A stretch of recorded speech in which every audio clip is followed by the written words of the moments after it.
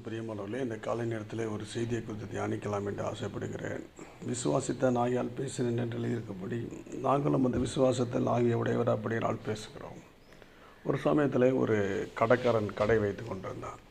ஒரு நூடுல்ஸ் கடை வைத்தான். அந்த கடைக்கு வியாபாரம் விற்கவே இல்லை.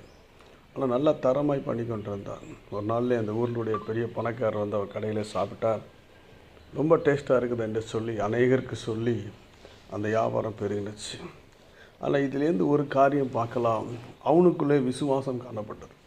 நம்முடைய கடை கட்டாயம் உயர்த்தப்படும் என்று சொன்னான். இந்த காலவேளை வியாபாரத்திலே, தொழிலிலே, பலவிதான கலைகளை நீ கலங்கி கொண்டிருக்கலாம்.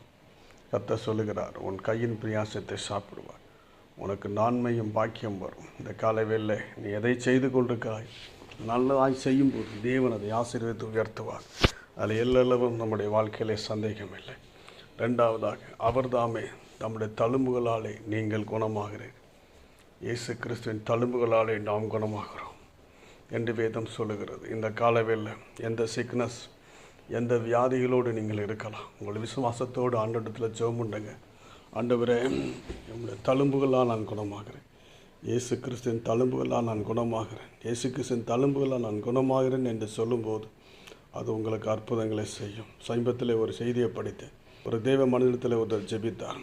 அவருக்கு அற்புதம் நடக்கும் என்று சொன்னார். அவன் நடக்கவில்லையே என்று சொன்னான். அப்போதும் தேவ மனிதத்தினார், தொடர்ந்து உன் விசுவாசத்தை சொல்லு, உனக்கு அற்புதம் நடக்கும் என்று சொன்னார். அதை கேட்டு அவன் தொடர்ச்சி விசுவாசத்தை அறிக்கையிட்டு கொண்டே இருந்தான். அவனுக்கு ஆண்டவர் அற்புதங்களை செய்தார். இந்த காலவில் இந்த செய்தியை கேட்குற உங்களுடைய வாழ்க்கையில் கட்டாயம் ஆண்டவர் உங்களுக்கு ஆசீர்வாதத்தை தருவார். உங்கள் சரீரத்தில் காணப்படுற எல்லா வியாதிகளை சுகமாக்குவார்.